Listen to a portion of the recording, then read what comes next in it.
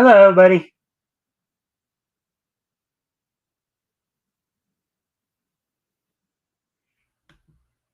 All right, welcome to the Mikestand. Since we already have three people here, I guess I'll get right into everything here.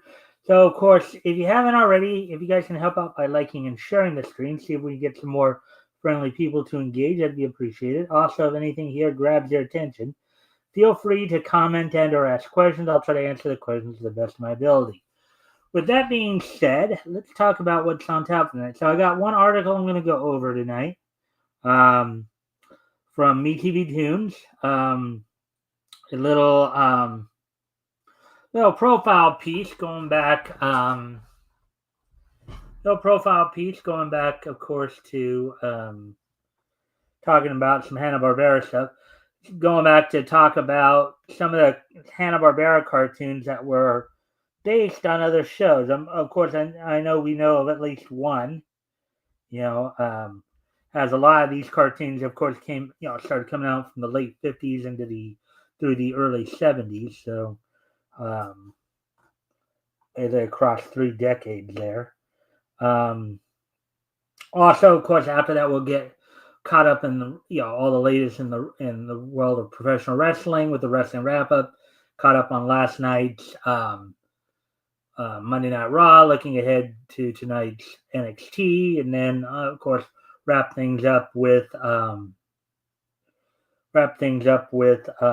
day in each history. So with today being, of course, Tuesday, July 29th, why don't we go ahead and get right into it then? Get right into the article here.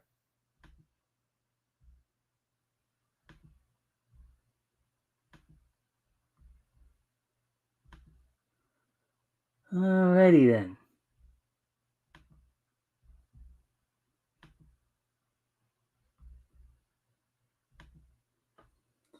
Alright, so here we go. 9 Hanna-Barbera cartoons based on other shows.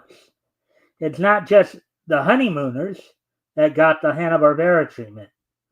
Article published today by Me TV Tunes Cast. So you see right there, you got from left to right there, you got Top Cat, you got Pumpkin Puss and Mush Mouse, and you got Secret Squirrel and Morocco Mole. So let's see what's going on here.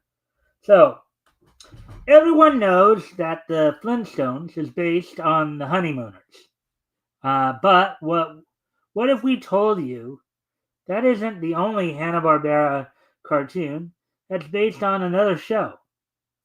Parodying or homaging worked well for the Flintstones, so it makes sense that Hanna-Barbera would use the approach with other cartoons.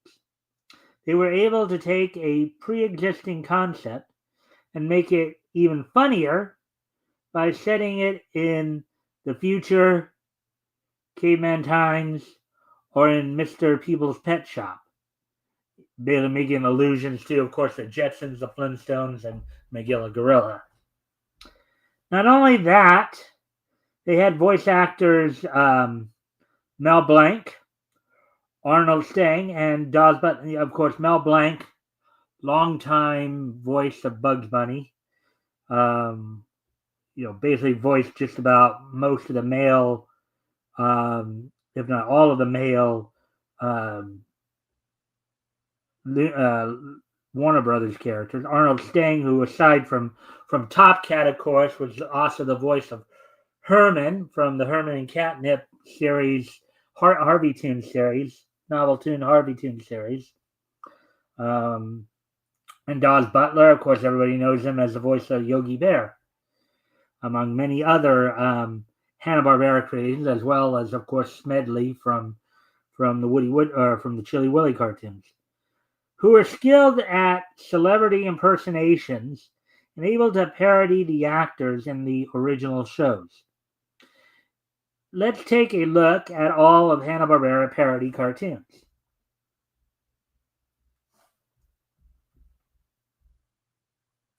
And again, a friendly reminder to you guys, if you haven't already, you guys can help out by liking and sharing the stream, see if we can get some more friendly people to engage. It'd be appreciated.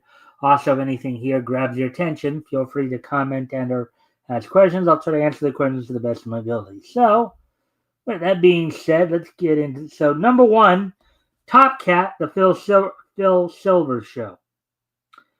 Take Sergeant Belko and make it catty, and you've got Top Cat. The feline parody even had Maurice Gosfield, who played Private Dwayne Doberman on the original show, voicing one of the cats. Arnold Stang, the voice actor for Top Cat, used his impression of Sergeant Bilko when voicing Top Cat. Talk about copycats. And of course, as I mentioned earlier, of course, Arnold Stang would also do Herman from the Harvey Toons cartoons, from the Herman Catnip shorts, produced by Harvey Toons, famous studios, and distributed by Paramount Pictures. Number two, Genie from I Dream of Genie. I Dream of Genie. Genie is another hidden Hanna-Barbera gem that was meant to be a spin-off of I Dream of Genie, but quickly evolved into its own thing in the animated show. Genie and her genie in training Babu are discovered by high schoolers in Los Angeles. Mark Hamill voiced one of the teens on the show. Yeah, and of course, Genie and Babu would of course also they had a guest spot on the new Scooby-Doo movies, and of course, Babu was a regular cast member on Scooby-Doo's All-Star Laugh Olympics as well. Let's see. All right, so continuing on here, on to number three, Adam Ant Batman. Adam Ant, of course, voiced by Howard Morris. So while Adam Ant as a character is not inspired by Batman, many of his missions parodied The Dark Knight. Now, it's kind of funny because the Adam Ant show actually predates. Well, I guess it predates most of the Batman shows we think of. Like Batman did have a serial back in the 40s, had like a movie serial, had a couple movie serials, but for the most part, Adam Ant actually predated obviously by a year predated by 1 year it predated the live action Batman show, and I think it predated the Filmation Batman animated series by 2 years. So go figure. The local police force is both unreliable and underfunded, often requiring Adam Ant's help. They only have one rusted police car, but somehow they have the technology to send sonic wave alerts to Adam Ant. Yeah, their description of not just the police force in Adam Ant, but also the 1960s Batman shows also reminds me of the Justice League episode Legends, where Michael Rosenbaum in his role as the Flash kind of made a comment about how there were only like two police officers in that one town where the Justice Guild was. So, see, number 4, the Hillbilly Bears, Beverly Hillbillies and others. The Hillbilly Bears drew inspiration from rural sitcoms of the time like Andy Griffith Show and Green Acres, but we see a lot of similarities with the Beverly Hillbillies. Pa Rug is the bear version of Jed Clampett. Ma Rug is similar to Granny, And Floral is similar to Ellie Mae. Guess then that leaves Jethro Bodine as the inspiration for Shag Rug. Yeah, but obviously there's quite like obviously Shag Rug is more like a little child, little child bear, little bear cub, whereas Jethro is a young man. So, but I guess via process of elimination, that's what you get. Let's see. Number 5, Ricochet Rabbit and Droop Along, Gunsmoke. Ricochet Rabbit and Droop Along is based on westerns in general, but Droop Along as a character is based on Festus Hagen. Mel Blanc did an impression of the deputy for the cartoon. Bing, bing, bing, Ricochet Rabbit. Number 6, Wacky Races, The Great Race. Wacky Races was majorly inspired by the 1965 movie The Great Race, which followed a race from New York to Paris with a beautiful lady racer.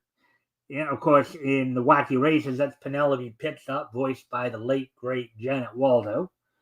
A practically perfect male racer, Peter Perfect. A competitive professor. Let's see, that's Professor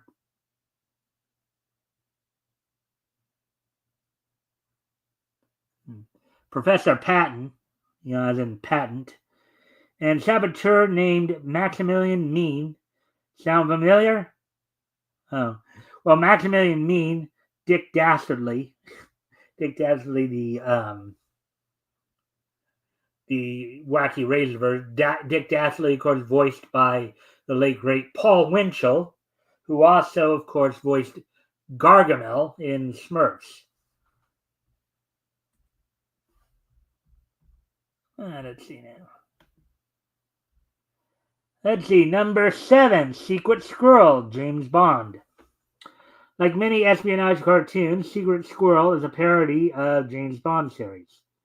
Yeah, with all the gadgets, you see him with his communicator wristwatch right there in this particular scene. Secret Squirrel even goes by the code name Agent 000, and his arch nemesis is the Yellow Pinky, a parody of the Bond villain Goldfinger. Number 8, Pixie and Dixie and Mr. Jinx, Tom and Jerry. Of course, the only difference here is, of course, Pixie, Dixie, and Mr. Jinx all actually speak. But then this one shouldn't be too surprising, considering that Hanna-Barbera, not only did they create Pixie, Dixie, and Mr. Jinx, but they also created Tom and Jerry, about 18 years prior to. So Hanna-Barbera went back to their Tom and Jerry roots and created 2 new cartoon series, Pixie and Dixie and Mr. Jinx, and Pumpkin Puss and Mushmouth. Both shows readapted storylines from Tom and Jerry, but added a slight change with characters, an extra mouse, or setting, the countryside. Changing characters. Number 9, the Flintstones. The aforementioned Flintstones Honeymooners connection here. The original Hanna-Barbera cartoon parody, The Flintstones, was an animated prehistoric replica of the Honeymooners. Wilma! Alrighty then. So let's see. We really.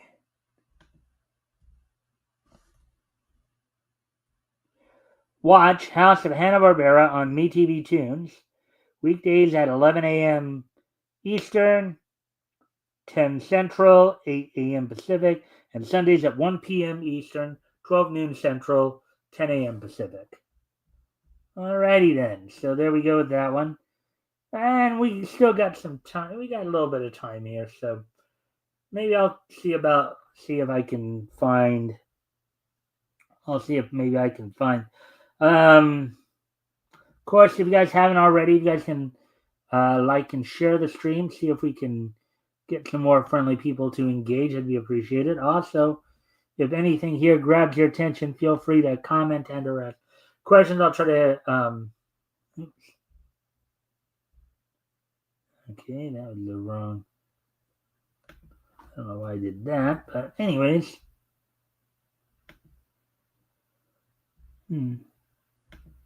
Well, of course, feel free if there's anything on your mind in the realm of cartoons, anime, cartoons, comics, manga, pro wrestling. Feel free to ask any questions, and if I can, I'll try to answer those questions. Let's see. Here.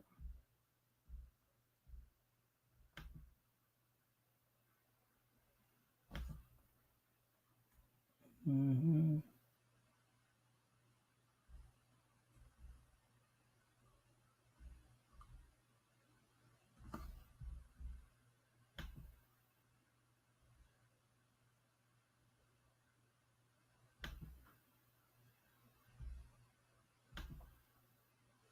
Let's see now.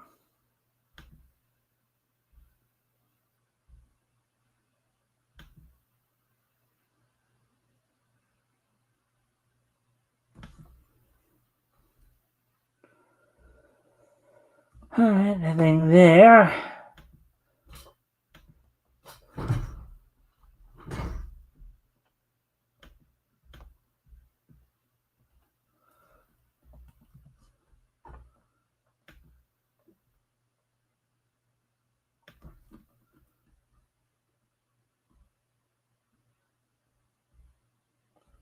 We did that story yesterday.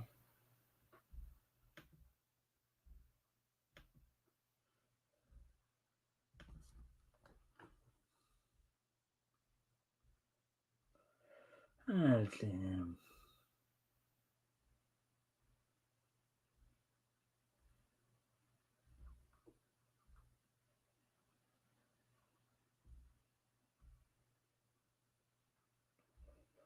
La la la la la la la la la la la. La la la la la la la la la.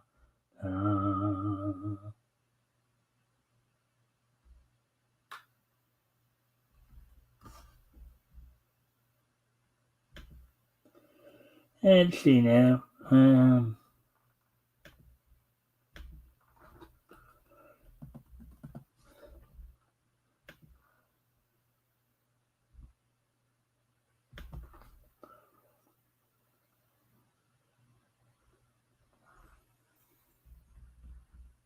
Alright, so nothing really new here from earlier. Let me check.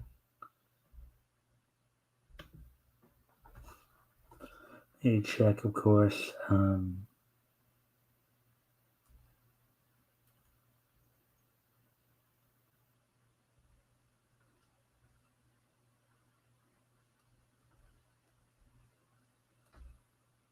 Let me check. Let's see. Oh yeah. See if maybe since I selected this story earlier, let's see if anything new. Nope, nothing new there either. Alrighty then. So let's see. What else could I talk about then? Well, actually, one of the things I did I watched earlier today. Part of my cartoon watching, of course, was Donald's cousin Gus. Now, among obviously this was a Donald Duck cartoon from Disney, of course. Came out in 1939. Had a limited release in late April of 1939. But then on May 3rd, 1939, it actually actually became the first pre-recorded program to premiere on American television on May 3rd, 1939. So, Donald's, I believe it was on the NBC channel in New York, so WNBC, I believe. So where his cousin Gus Goose came to visit. He had a letter with him from his mother, aka Donald's Aunt Fanny, who said in the letter, well, he doesn't eat much, but it turns out that he does. And, Donald tried to get rid of him pretty quickly. But,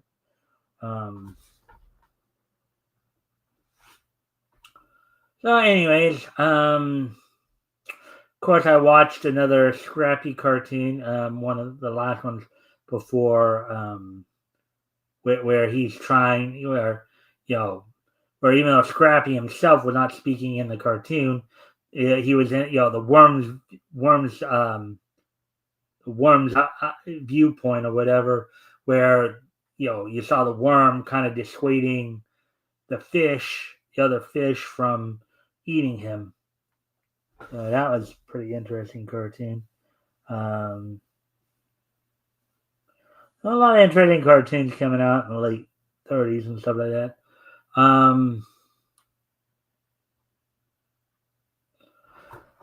Let's see then.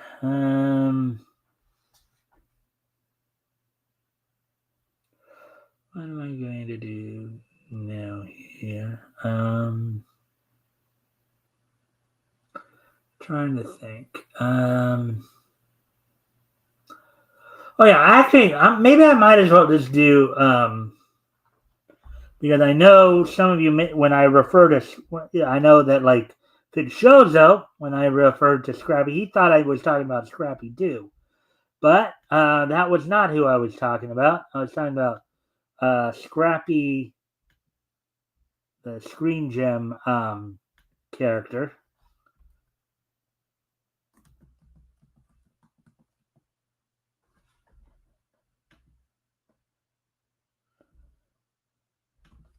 Well, why don't I do a quick little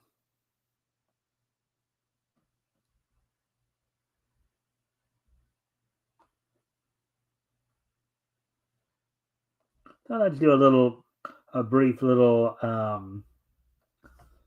profile on Scrappy from Columbia Pictures.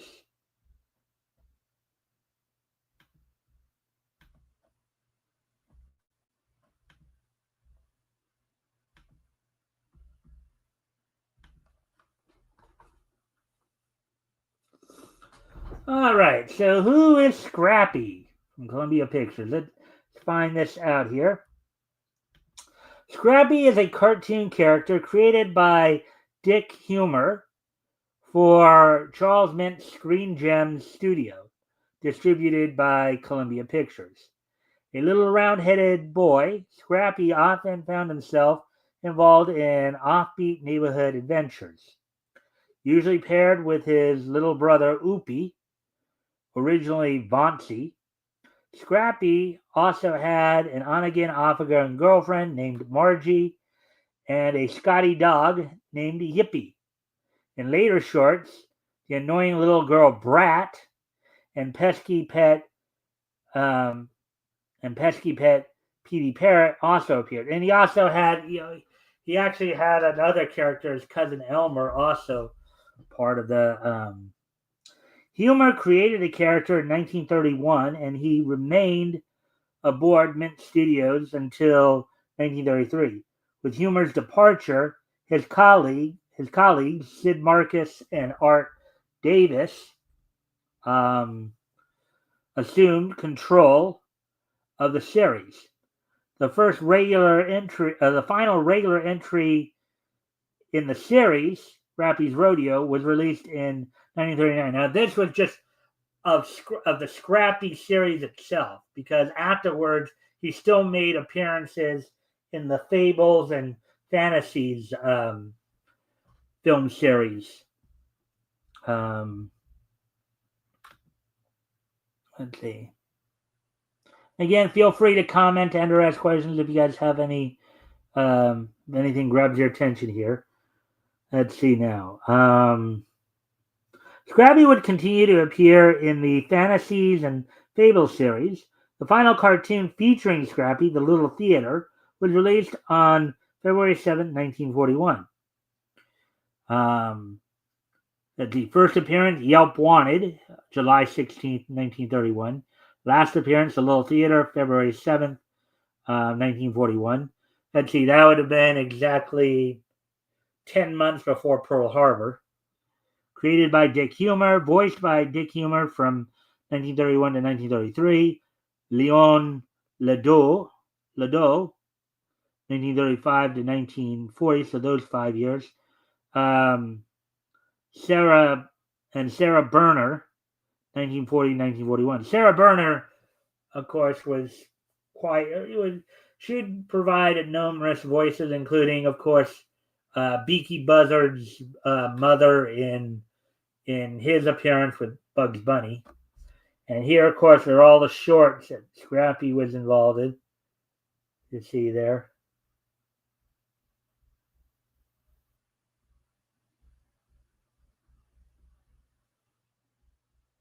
Holiday Land was actually one of Scrappy's only color appearances. I think it was his only color appearance, where he was featured in the Color Rhapsody series.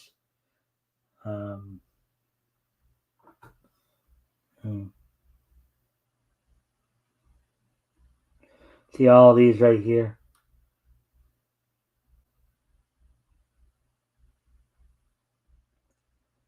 Worm's Eye View. That's the one I was watching earlier today. And Scrappy's Rodeo was which was released on June 2nd, 1939. That was the last in the Scrappy series. So starting with the Charm Bracelet on September 1st, 1939, which was a Fables. The rest of these, from Charm Bracelet all the way through the Little Theater, were either cartoons that were part of the Fables or part of the Fantasy series. Note, Holiday Land, Dr. Bluebird, In My Gondola, and the Merry Mutineers are all part of the Color Rhapsody series. I mentioned. And all shorts, starting with the Charm Bracelet, are either a part of the Fantasies or Fable series. Now, the Fantasies and Fable series were a couple other anthology-type series that started as the Scrappy and the Crazy Cat series were beginning to lose popularity as people were starting to, I guess, get tired of them.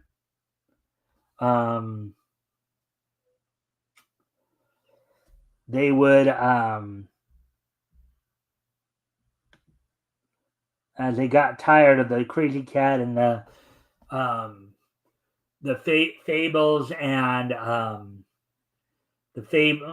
much like what happened with Universal Pictures and Walter Lantz Productions, when Walter Lantz before they introduced Andy Panda later in the year in 1939, there as Oswald Rabbit was starting to lose popularity.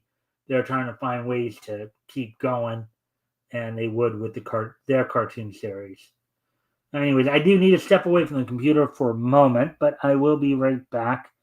I'm going to put some music on while I'm gone. So, and I'll be right back.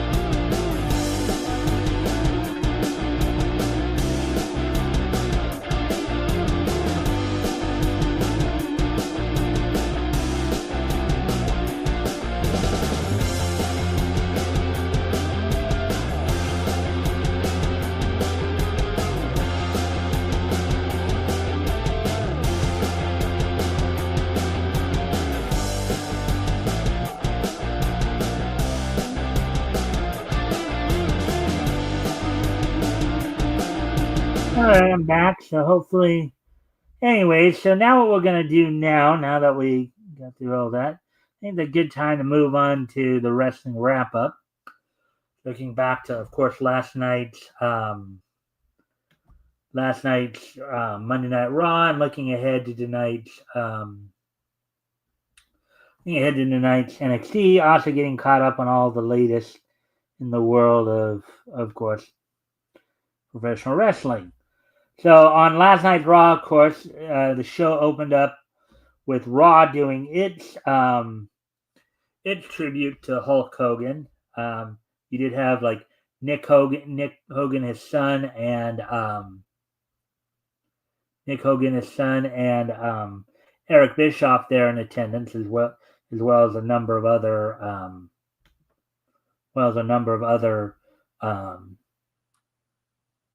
obviously the rest of the Raw roster as well. Then after the tribute, of course, the show opened up with a mixed 6-person tag match as AJ Styles and the Kabuki Warriors of Asuka and Kairi Sane defeated the Judgment Day's Dominic Mysterio and Roxanne Perez, and Raquel Rodriguez, as of course is still laying the groundwork for Dominic and AJ's upcoming SummerSlam match this weekend, as of course Dominic will be defending the Intercontinental title against the phenomenal one AJ Styles. Sheamus defeated Grayson Waller in just over 4 minutes. After the match, of course, he was attacked by Rusev, feeding into that rivalry between the Celtic Warrior and the Bulgarian Brawler. In an 8-woman tag team match, Nikki Bella, Rhea Ripley, Io Sky, and Stephanie Vaquer defeated Naomi and the Green Regime of Chelsea Green, Alba Fire, and Piper Niven. Of course, this, of course, given somewhat of a prelude to Naomi's upcoming women's world title defense against Rhea Ripley and Io Sky. And in other news here, I'll actually wait till after we get through all the. But anyways, as at one point, of course, during the match, Naomi tried to walk out on the match, only for Io Sky to throw her back in, and then Rhea Ripley executing the Riptide on Chelsea Green, I believe, to get the pin on her.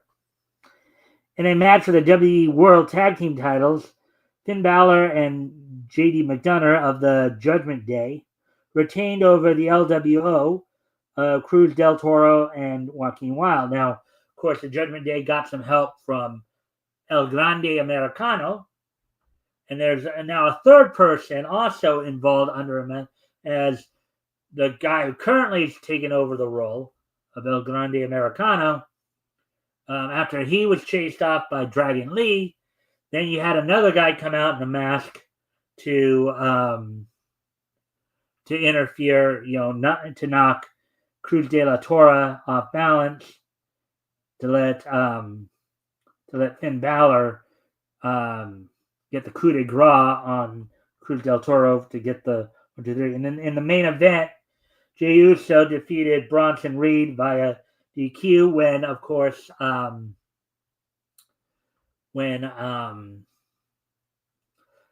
Braun Breaker came out and speared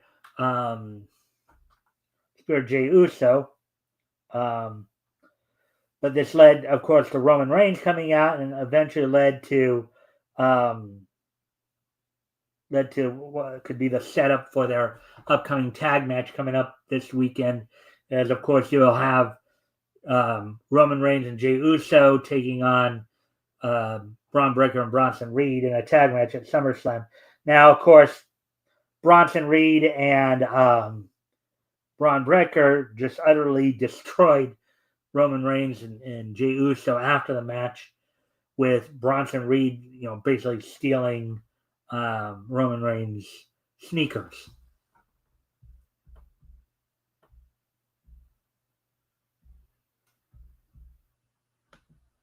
So, anyways, with that, now let's look ahead to tonight's NXT. Since I get that information.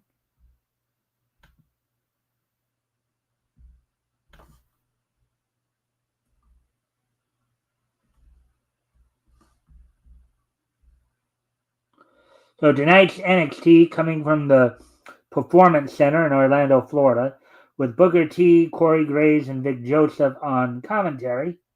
Already signed, Fatal Attraction's Fallon Henley will be taking on Lash Legend. Jada Parker takes on Jasmine Nix, as these two, of course, confronted NXT Women's Champion Jacy Jayne, claiming that they should get the next shot at Jacy Jayne. Now Jacy Jayne sending her individuals, and then in a match for the NXT North American title, Ethan Page will be defending against TNA's Director of Authority, Santino Marella. So will Santino will Ethan Page be able to hold on to the NXT title, or will Santino Marella, as a TNA talent, take a WWE title from a WWE talent, just as Trick Williams and Jacy Jayne had taken the TNA titles from their respective champions. So I guess we'll just wait and see on that. And in other wrestling news, of course, so it's been reported that Brie Bella is apparently banned from appearing on the WWE due to the fact that Bryan Danielson is still under contract with AEW. Now, mind you, of course, Brie's sister Nikki is currently involved in the WWE. She was in that 8-woman in that 8-woman tag match. And there's been a lot of talk of wanting to see if they could get Brie to come on, but apparently there are some of the higher ups in WWE who are a little bit skittish about bringing Brie on, just due to the fact that her husband is still under contract with AEW. Now, mind you, of course, you already have a situation where you have we have talent from WWE and their marital partners in AEW working for each company. You have, the most notable case, aside from, of course, the most notable case being Rhea Ripley and Buddy Matthews. Rhea Ripley, of course, working for WWE. Buddy Matthews working for AEW, and then and of course you also have Michin and Keith Lee. And even though Keith Lee hasn't been active in probably, I think, about a year or two due to the fact he's had some medical issues, he's still technically under contract with AEW as well. Michin, of course, but you do have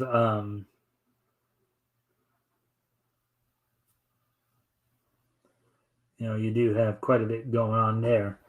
And then, of course, you also have each of the Rhodes brothers, Cody working for the WWE. And we have, you do have family members as well, with Cody and Dustin working for each of the two companies. So, so again.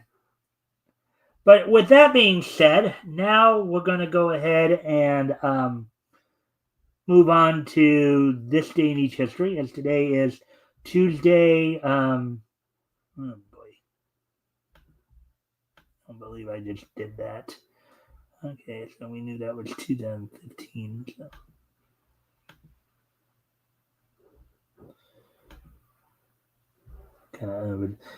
Anyway, as soon as I get this set back up.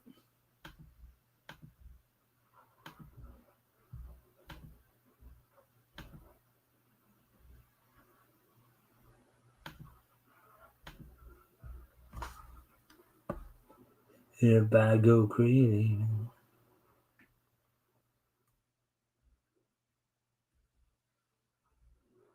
So I kind of goofed. I was trying to clear something out, but I realized that I'd already cleared out the thing I was trying to clear out. So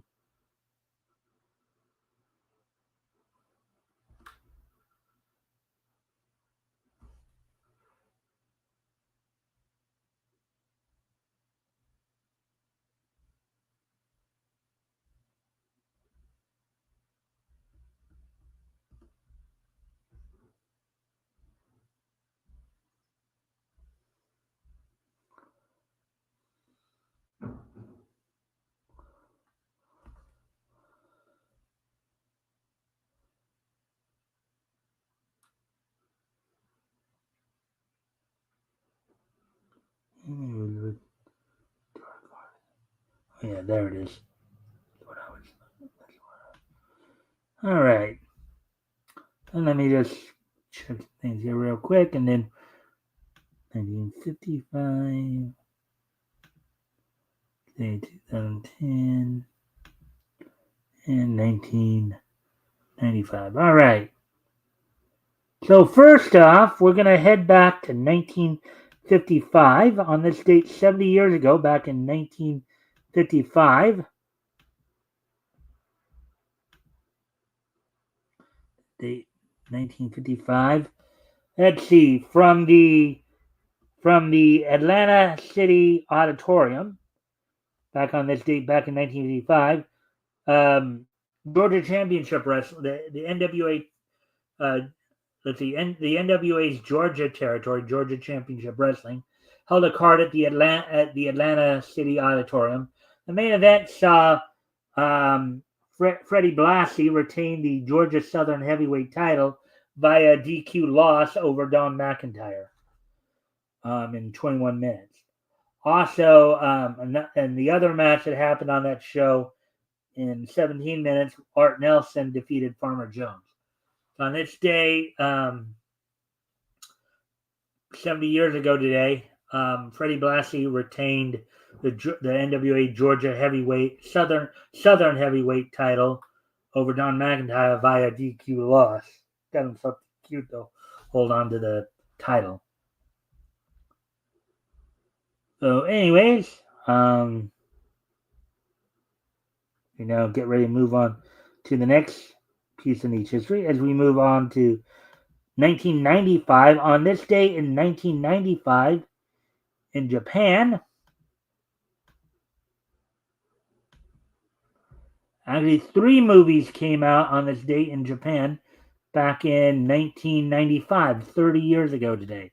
30 years ago today, following The Legend of Cristania, the motion picture.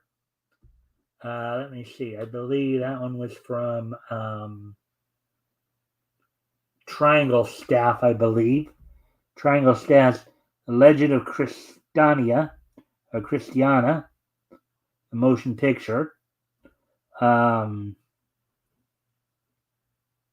Triangle Staff. Along with Let's Go on Anpan Man. Let's Defeat the Haunted Ship from let me see now.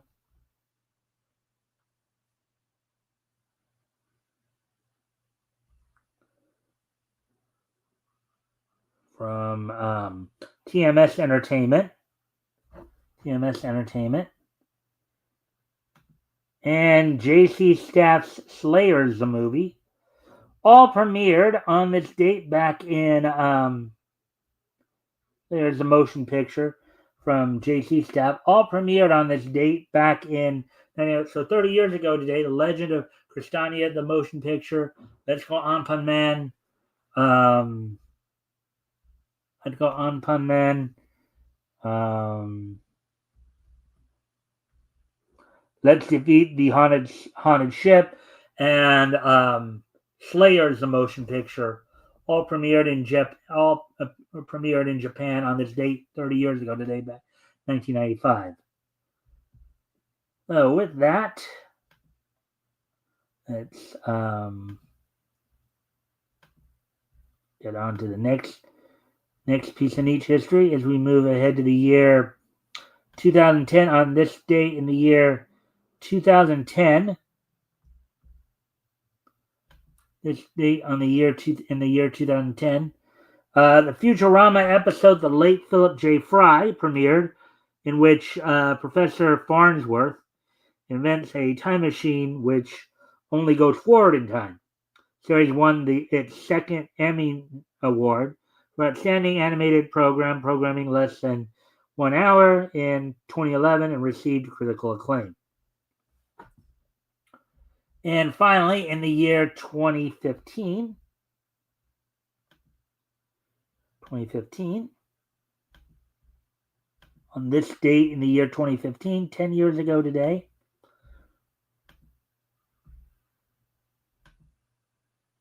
the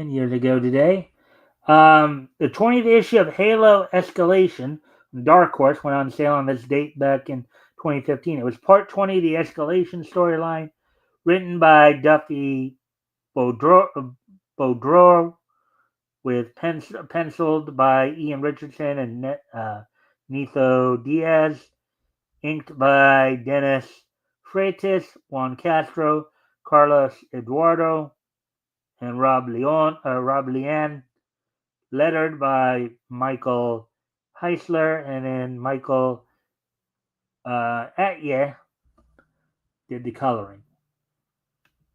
So with that, thank everybody for being here tonight. I hope you all enjoyed the show. We'll be back here with more niche news tomorrow, of course. Also, we're back here on Sunday, as I'll be joined by this Sunday. I'll be joined by R.J. Carter from Critical Blast, as we will be looking over comics that went on sale in June 1940. This week, focusing in on Ace magazines. So with that, I thank everybody for being here, and I hope to see everybody back here tomorrow. Bye.